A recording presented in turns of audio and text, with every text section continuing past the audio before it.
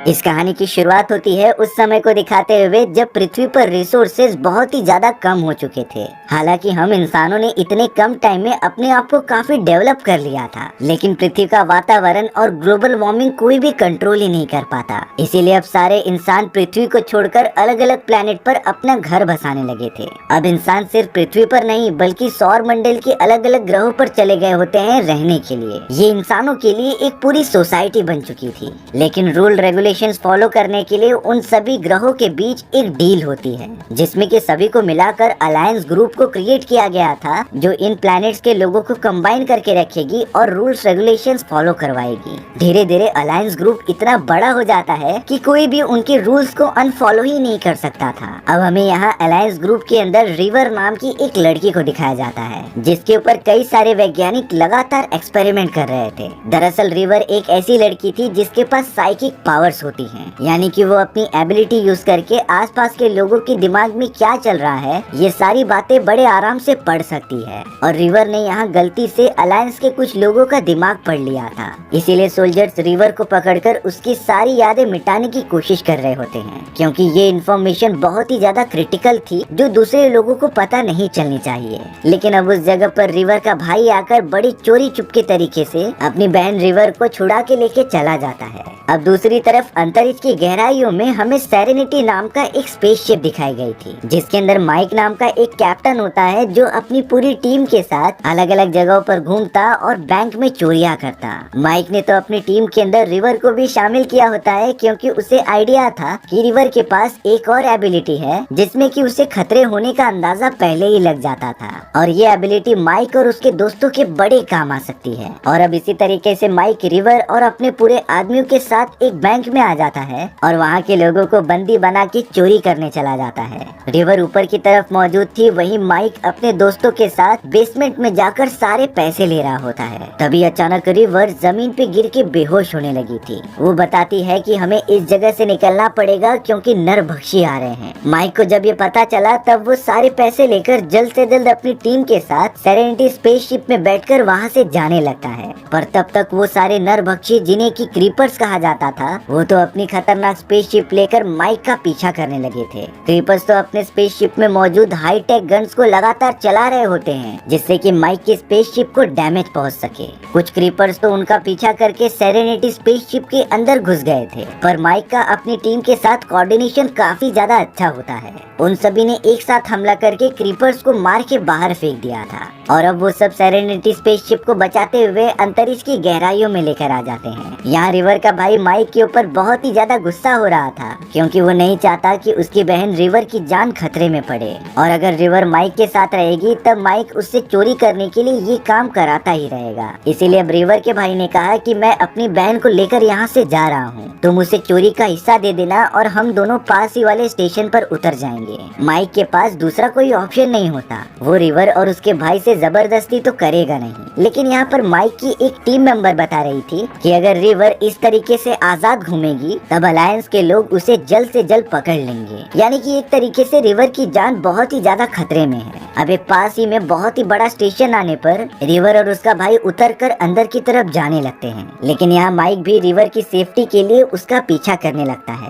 वो तीनों चलते चलते एक क्लब में आ जाते हैं जहाँ पर सभी लोग मजे कर रहे थे। माइक भी टेबल पर बैठकर ड्रिंक्स पीता है और रिवर पर नजर रखता है। रिवर तो यहाँ उस क्लब में जाकर काफी मजे कर रही थी, पर तभी उसकी नजर एलईडी स्क्रीन पर चल रहे एडवर्टाइजमेंट पर जाती है, जिसके कुछ ही देर बाद वो आउट ऑफ कंट्रोल हो चुकी थी। रिवर अब पता नहीं क्यों वहाँ पर मौजूद कई सारे लोगों को मारने लग जाती है, जैसे कि उसका अपनी बॉडी पर कोई भी कंट्रोल ही नहीं। रिवर का भाई अपनी बहन का ये रूप देखने पर तुरंत उसके पास आता है और उसके कान में कुछ कोड वर्ड कहता है। कोड वर्ड सुनने के बाद रिवर तुरंत ही बेहोश हो गई थी। माइक भी उस जगह पर आ चुका होता है, जिसने रिवर को उठाकर उसके भाई से कहा कि फिलहाल के लिए तुम मेरे स्पेसशिप में चलो, जो पूरी तरीके से सुरक्षित थी। इसीलिए अब वो लोग सेरेनिटी स्पेसशिप के अंदर चले जाते हैं। माइक ने यहाँ रिवर के भाई से पूछा कि आखिर तुमने ऐसी कौन सी बात कही जिससे कि रिवर बेहोश हो गई। तब जाकर माइक सारी सच्चाई उनके सामने लाता है। वो बता रहा होता है कि जब रिवर को अलायंस के लोगों ने पकड़ रखा था तब वो उसके दिमाग के ऊपर कई सारे एक्सपेरिमेंट किया करते, और इन्हीं एक्सपेरिमेंट के साइड इफेक्ट्स के कारण रिवर कभी अपना कंट्रोल खो बैठती थी, जिसमें कि वो अपने चारों तरफ मौजूद सभी इंसानों पर हमला करने लग जाती है और रिवर को पूरी तरीके से शांत करने के लिए वैज्ञानिकों ने एक कोडवर्ड बनाया, जिसे बोलते ही रिवर एकदम अनकॉन्शियस हो जाएगी। और माइक ने तो यही कोडवर्ड रिवर के कान में बोला था। माइक अब एक हैकर की मदद से उस क्लब की वीडियो फुटेज को डिकोड करने के लिए कहता है। हैकर लगातार उन सभी का काम करने लग गया था। कुछ देर बाद पता चला कि उस एडवर्टाइजमेंट को अलायंस के लोगों ने ट्रिगर किया था, जिसके अंदर एक कोड छुपा होता है और ये सारी चीजें सिर्फ और सिर्फ रिवर को रंगे हाथों पकड़ने के लिए की गई थी। यानी कि अब अलायंस के लोगों को उनकी लोकेशन के बारे में पता होता है कि वो सब कहाँ जा रहे हैं। इसीलिए अब माइक ने डिसीजन लिया कि वो रिवर की प्रोटेक्शन के साथ साथ अपनी टीम को भी बचाने के लिए एक दूसरे प्लेनेट पर चले जाएंगे, जो पूरी तरीके से सुरक्षित होगा। माइक तो अपनी सेरेनिटी स्पेसशिप को जल्द से जल्द हेवन नाम के एक बहुत ही बड़े प्लेनेट पर लेकर आ जाता है। ये प्लेनेट हमारे सौर मंडल से कुछ ज्यादा दूर नहीं होता, पर ये पूरी तरीके से सेफ था। माइक की पूरी टीम वहाँ पर शेफर्ड नाम की एक दूसरे आदमी से मिलती है, जो उन सभी को प्रॉपरली रहने के लिए घर और खाने के लिए खाना प्रोवाइड कर रहे थे। यानी कि माइक और उसकी टीम इस प्लेनेट पर पूरी तरीके से सुरक्षित है। वहीं दूसरी तरफ अब हमें अलायंस का एक ऑफिसर दिखाया जा रहा था, जो लगातार अपने आदमियों के साथ क्लब की फुटेजेस देखता है। ऑफिसर को ये तो पता चल चुका था कि रिवर माइक के साथ है, इसीलिए अब अलायंस के लोगों का पूरा ध्यान माइक के ऊपर शिफ्ट हो जाता है। यहाँ हेवन प्लेनेट पर माइक को उसकी एक बहुत पुरानी फ्रेंड, जिसका नाम इनारा था, उसका वीडियो कॉल आता है, जो कह रही थी कि मुझे किसी भी हालत में तुमसे मिलना है। अब यहाँ माइक को शक तो हो गया था कि शायद से इन सारी चीजों के पीछे अलायंस के लोगों का कुछ चाल होगी, पर फिर भी उसे एक बार जाके चेक करना ही पड़ेगा उसकी फ्रेंड मुसीबत में है कि नहीं। माइक तो अपना भेष बदल के इनारा के पास चला जाता है, पर शायद माइक का अंदाजा सही निकला। थोड़ी देर बाद वहाँ तुरंत अलायंस का ऑफिसर आ जाता है, जो माइक को पकड़कर उस पे हमला करने लगा था। माइक भी ऑफिसर को काफी टक्कर देता है, लेकिन ऑफिसर तो कुछ ज्यादा ही ताकतवर था। तभी इनारा ने माइक को बचाने के लिए वहाँ पर एक बड़ा ब्लास्ट किया, जिससे कि अलायंस के ऑफिसर और उसके आदमी डिस्ट्रैक्ट हो गए थे। इनारा माइक को लेकर जल्द से जल्द उस जगह से निकलकर सेरेनिटी स्पेसशिप में आ जाती है और अब माइक ने तो अपनी सेरेनिटी स्पेसशिप को लाइट की स्पीड से हेवन प्लेनेट की तरफ पहुंचा दिया था। माइक तो अलायंस के लोगों के जाल में फंसने से बाल बाल बचा था। अब यहाँ रिवर को कुछ अजीब तरीके के विजन्स आ रहे थे, जिसमें कि रिवर एक प्लेनेट को देख रही थी जहाँ के सारे लोग मारे जा चुके थे। वहाँ के रहवासी तो पूरी तरीके से स्केलेटन बन चुके होते हैं। अब यहाँ माइक की टीम में से एक आदमी बहुत ही ज्यादा घबरा जाता है, क्योंकि उसे पता था कि जब तक रिवर उनके साथ है अलायंस उनका पीछा छोड़ेगी नहीं। और अलायंस इतनी ज्यादा खतरनाक थी कि वो क्रिमिनल के साथ साथ उनके बेगुनाह साथियों को भी मार देते थे। तो इसीलिए माइक का वो टीम मेंबर बहुत ही ज्यादा घबरा कर डायरेक्टली चला गया था रिवर को मारने के लिए, क्योंकि ना तो रिवर रहेगी और ना ही अलायंस उनका पीछा करेंगे। बट ये सारी बातें रिवर को पहले से पता थी उसकी एबिलिटी के कारण। रिवर तो ऊपर की तरफ छुप गई होती है उस आदमी से बचने के लिए, और अब अपनी प्रोटेक्शन के लिए रिवर ने उस आदमी के सर पर वार करके उसे रूम में बंद कर दिया। गोली चलने की आवाज सुनने पर माइक और उसके सभी साथी वहां पहुंच चुके थे, लेकिन वो दरवाजा पूरी तरीके से लॉक होता है, जिसके अंदर वही आदमी बेहोश पड़ा था। हालांकि सभी लोग रिवर को आवाज दे रहे थे कि वो दरवाजा खोले, लेकिन वो तो शायद अपने जिद पर अड़ी थी और मानती ही नहीं। माइक और उसके दोस्त कोई और वे ट्राई करने चले गए थे कि कमरे के अंदर कैसे इंटर किया जाए, लेकिन जब यहाँ रिवर के भाई ने उसे बाहर आने के लिए कहा तब वो बाहर आ जाती है। लेकिन पता नहीं क्यों रिवर एकदम आउट ऑफ कंट्रोल होकर अपने भाई को ही मारना स्टार्ट कर दिया था।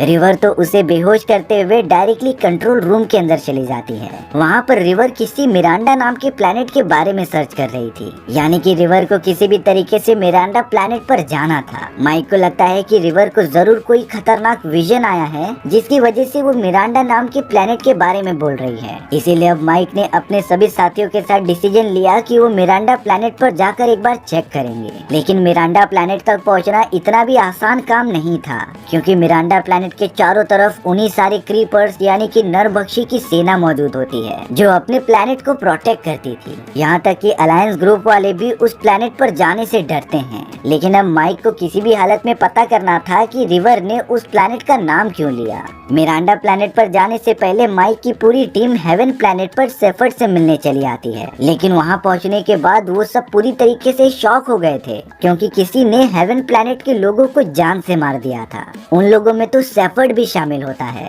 हेवन प्लेनेट के चारों तरफ बहुत ही बड़ी तबाही हो चुकी थी। माइक जल्द से जल्द शेफर्ड के पास जाता है, जो अपनी आखिरी सांसें ले रहा था। शेफर्ड ने कहा कि तुम सभी के जाने के बाद अलायंस के ग्रुप वालों ने हमारे ऊपर हमला किया और सारे फैमिली मेंबर्स को खत्म कर दिया। माइक को तो अलायंस ग्रुप पर बहुत ही ज्यादा गुस्सा आ रहा था। तभी माइक को अलायंस ग्रुप के ऑफिसर का वीडियो कॉल आता है, जो बोल रहा था कि तुम रिवर को जिस जिस प्लेनेट पर लेके जाके छुपाओगे, हम उस प्लेनेट के सारे रहवासियों को मौत के घाट उतार देंगे, और अगर तुम प्लेनेट्स के अंदर शांति बनाना चाहते हो तो रिवर को हमारे हवाले कर दो। लेकिन माइक ऐसा बिल्कुल भी नहीं करना चाहता था। उसे पता होता है कि रिवर ने जरूर मिरांडा प्लेनेट पर कोई सीक्रेट देखा था, इसीलिए माइक ने डिसीजन लिया कि वो मिरांडा प्लेनेट पर जरूर जाएगा। माइक जब अपनी टीम को मिरांडा प्लेनेट पर जाने के लिए बुलाने आया, तब ये शॉकिंग बात पता चलती है कि कोई भी टीम मेंबर माइक का इस मिशन में साथ देने के लिए रेडी नहीं है, क्योंकि वो सब अलायंस ग्रुप के लोगों से बहुत ही ज्यादा डर चुके थे। लेकिन यहाँ माइक ने सभी को समझाया कि मिरांडा प्लेनेट पर जाने से हमें अलायंस के सीक्रेट के बारे में पता चल सकता है, और रिवर को तो इन सारी चीजों के विजन्स भी आए थे। बहुत ज्यादा समझाने के बाद आखिरकार माइक के बाकी टीममेट्स उसका साथ देने के लिए रेडी हो गए होते हैं। वो सब तो अब एक साथ मिलकर मिरांडा प्लेनेट की तरफ निकल पड़े थे। मिरांडा प्लेनेट पर जाने से पहले माइक की पूरी टीम ने सेरेनिटी स्पेसशिप को पूरी तरीके से चेंज कर दिया था। वह अपनी स्पेसशिप को नरभक्षियों की स्पेसशिप जैसा कलर कर देते हैं, जिससे कि नरभक्षियों को पता ना चले कि वो वहाँ पर आ चुके हैं। अब कई घंटों तक अंतरिक्ष में ट्रेवल करते हुए वो सब मिरांडा प्लेनेट के ऑर्बिट में पहुँच चुके थे, जहाँ वो देखते हैं नरभक्षियों की एक बहुत ही बड़ा ग्रुप जो पूरी तरीके से अंतरिक्ष में फैला हुआ था। माइक और उसकी टीम अपनी स्पेसशिप लेकर धीरे धीरे आगे बढ़ रही थी। अच्छी बात ये होती है कि उन्होंने अपनी स्पेसशिप को ऐसा बना लिया था कि नरभक्षी उन पर ध्यान ही नहीं देते, इसीलिए वो सब नरभक्षियों से बचकर मिरांडा प्लेनेट की तरफ चले जाते हैं। प्लेनेट पर लैंड होने के बाद माइक की टीम ये देखकर बहुत ही ज्यादा शॉक हो चुकी थी, क्योंकि इस प्लेनेट के रहवासी भी किसी अनजान तरीके से मर चुके होते हैं। सभी की बॉडी एकदम से पतली होकर सिकुड़ गई थी। किसी को भी रीजन पता नहीं चलता कि आखिर इन लोगों की मौत हुई कैसे, क्योंकि उन्हें वहाँ के रहवासियों के बॉडी पर किसी भी तरीके के हमले का निशान दिखाई नहीं दे रहा था। ये वही सारे विजन्स होते हैं जिसे कि रिवर ने कुछ समय पहले देखा था। अब माइक की पूरी टीम एक लेबोरेटरी में आ जाती है, जहां पर एक वीडियो रिकॉर्डिंग प्ले करने पर लेडी का होलोग्राम ऑन होकर उन्हें कुछ बताने लगा था। वो लेडी कह रही थी कि सालों पहले अलायंस ग्रुप वाले हमारे प्लेनेट पर आकर कुछ एक्सपेरिमेंट कर रहे थे। हमारा प्लेनेट भी बाकी प्लेनेट्स की तरह एकदम हरा भरा हुआ करता था और सभी लोग काफी मजे से रहते थे। लेकिन अलायंस ग्रुप वालों ने एक एक्सपेरिमेंट के चलते पूरे प्लेनेट के ऊपर एक ऐसी अनोखी लिक्विड डाल दी, जिससे कि लोगों के दिमाग का स्ट्रेस लेवल कम हो सके। लेकिन इस लिक्विड का प्लेनेट के रहवासियों पर बहुत ही बुरा असर हुआ। लोगों के दिमाग पर ऐसा असर पड़ने के बाद वो काम करना ही बंद कर देते हैं। उनके मन से सारी इच्छाएं खत्म हो गई थीं। उन लोगों ने अपनी जिंदगी जीने का सारा मोह त्याग दिया था। इस तरीके से हमारे प्लेनेट के 50 मिलियन लोग मारे गए, और जो 5% लोग बच गए थे उसके ऊपर इस दवा ने कुछ अजीब तरीके से असर किया। वो सब काफी ज्यादा एग्रेसिव हो जाते हैं और उनकी बॉडी का स्ट्रक्चर भी चेंज होने लगा। ये 5% लोग और कोई नहीं बल्कि वही खतरनाक क्रीपर्स थे जो अब ब्रह्मांड में फैलकर आने जाने वाले लोगों को मार देते थे। माइक को ये भी समझ में आ जाता है कि शायद से रिवर ने अलायंस ग्रुप के लोगों का दिमाग पढ़ लिया था और उसमें यही सारी बातें छिपाई गई होंगी, इसीलिए रिवर उनका ये गहरा राज किसी और को न बता दे। तभी अलायंस ग्रुप वाले रिवर को पकड़ने के लिए उसके पीछे लगे हुए हैं। अब अलायंस ग्रुप के इतने बड़े अपराध के कारण माइक ने डिसीजन लिया कि वो इस लेडी के सारे वीडियो फुटेजेस जो कि अलायंस ग्रुप के अगेंस्ट थे वो पूरे ब्रह्मांड में ब्रॉडकास्ट कर देगा, जिससे कि अलायंस ग्रुप का पर्दाफाश हो और सारी सच्चाई लोगों के सामने आए। माइक तो अपने हैकर को बोलकर ये सारे काम करवाने वाला था, लेकिन यहाँ हमें पता चला कि उस हैकर के पास अलायंस ग्रुप का ऑफिसर आ चुका है जो उससे माइक के बारे में सब कुछ पूछ रहा था। हैकर तो माइक को धोखा देते हुए अलायंस को ये कह रहा था कि मैं माइक का तुम्हें पता बता दूंगा, लेकिन इसके बदले मुझे काफी सारे पैसे चाहिए। अलायंस ग्रुप का ऑफिसर इस बात से बहुत ही ज्यादा चिढ़ जाता है, इसीलिए उसने अपना वेपन निकालकर हैकर को जान से मार दिया था। ऑफिसर ने अब हैकर के सिस्टम की मदद से पता लगा लिया था कि माइक कहां पर मौजूद है, इसीलिए वो अपनी सेना लेकर उनकी तरफ बढ़ने लगा। वहां माइक अपनी पूरी टीम के साथ मिरांडा प्लेनेट से निकल ही रहा होता है, पर तभी नरभक्षियों की सेना ने उन्हें देख लिया था, जो लगातार उनके ऊपर हमला करने के लिए पीछा करने लगती है। माइक जल्द से जल्द अपनी स्पेसशिप को लेकर दूसरे प्लेनेट की तरफ बढ़ने लगा था, पर अब उनके ठीक सामने अलायंस ग्रुप के भी लोग मौजूद होते हैं। अलायंस ग्रुप वालों वालों ने देखा कि सेरेनिटी स्पेसशिप के पीछे नरभक्षियों की सेना भी मौजूद है। इसीलिए अब माइक अपनी स्पेसशिप को अलायंस ग्रुप से बचाते हुए दूसरी तरफ निकलने की कोशिश कर रहा था, जिससे कि अब एक ऐसा सीन क्रिएट हो जाता है जहां नरभक्षी अलायंस के लोगों पर हमला करने लगे थे। क्योंकि वो नरभक्षी किसी के भी सगे नहीं होते, वो सामने आने वाले सभी को मार देते थे। हालांकि माइक इन सारी चीजों से बचता हुआ दूसरे प्लेनेट की तरफ निकल गया था जहाँ पर हैकर रहता है। लेकिन जब माइक हैकर की लेबोरेटरी में पहुंचा तब उसे पता चलता है कि हैकर मारा जा चुका है। साथ ही साथ हैकर की पूरी मशीन भी डिस्ट्रॉय हो चुकी थी। माइक समझ ही नहीं पाता कि आखिरकार वो इस मैसेज को गैलेक्सी में ब्रॉडकास्ट कैसे करेगा। तभी हैकर द्वारा बनाई गई एक फीमेल रोबोट माइक को ये बता रही होती है कि बेसमेंट में एक मशीन है जो वीडियो मैसेज ब्रॉडकास्ट करने के काम में आ सकती थी। इसीलिए माइक तुरंत ही बेसमेंट की तरफ चला गया था उस मशीन को यूज करने के लिए। डरा देने वाली बात ये होती है कि अब अलायंस ग्रुप का ऑफिसर भी हैकर के लेबोरेटरी में आ चुका था, जिसने कि उस फीमेल रोबोट के मुंह से निकलने वाले मैसेज को सुन लिया होता है और अब वो तुरंत ही माइक के पीछे बेसमेंट में चला गया। यहाँ माइक की पूरी टीम भी लेबोरेटरी के अंदर जाने लगती है, लेकिन उन सभी के पीछे क्रीपर्स की एक बहुत ही बड़ी सेना लगी हुई थी जो लगातार उन सभी के ऊपर हमला कर रही होती है। रिवर का भाई एक डॉक्टर था, इसीलिए वो सारे घायल लोगों की ट्रीटमेंट कर रहा होता है। लेकिन रिपर्स चारों तरफ इतनी गोलियां चला रहे थे जिसमें से एक गोली डायरेक्टली आकर रिवर के भाई को लग जाती है। रिवर ये देखकर बहुत ही ज्यादा गुस्सा हो गई थी और अब तो वो एकदम आउट ऑफ कंट्रोल होकर अकेले ही चल पड़ी थी उन सारे आदमखोरों को मारने के लिए। यहाँ लेबोरेटरी में अब माइक और अलायंस ग्रुप के ऑफिसर के बीच एक घमासान लड़ाई चल रही थी। लेकिन यहाँ माइक पहली बार अलायंस ग्रुप के ऑफिसर के सामने डोमिनेट कर रहा था। माइक जब ऑफिसर से पहली बार हारा था तब उसने काफी ट्रेनिंग की उसके टेक्निक को समझने के लिए। इसीलिए माइक ऑफिसर को बेहोश करके तुरंत ही उस मशीन के पास आ जाता है, जिसका यूज करके उसने लेडी के मैसेज को अंदर डाला और बटन दबाकर पूरी गैलेक्सी में ब्रॉडकास्ट कर दिया। ये मैसेज मिलने के बाद सभी को अलायंस ग्रुप की सच्चाई पता चल चुकी होती है। माइक ने देखा कि रिवर ने तो एकदम आउट ऑफ कंट्रोल होकर सारे नरभक्षियों को मार दिया है, पर तभी रिवर के पीछे से दीवार तोड़ते हुए अलायंस की पूरी फौज आ चुकी थी। वो सब गन की मदद से माइक और उसकी टीम पर हमला करने ही जा रहे होते हैं। तभी उन सोल्जर्स को हाई कमांड से ऑर्डर मिलता है कि तुम इनमें से किसी को भी नहीं मारोगे। सभी लोगों को अलायंस ग्रुप की सच्चाई पता चल चुकी है, इसीलिए अब कोई भी प्लेनेट अलायंस ग्रुप के अंदर रहना नहीं चाहता। और इन सारी चीजों के बाद सभी प्लेनेट जो अलायंस ग्रुप के अंडर काम करते थे वो अलग अलग होकर इंडिविजुअल प्लैनेट्स बन जाते हैं।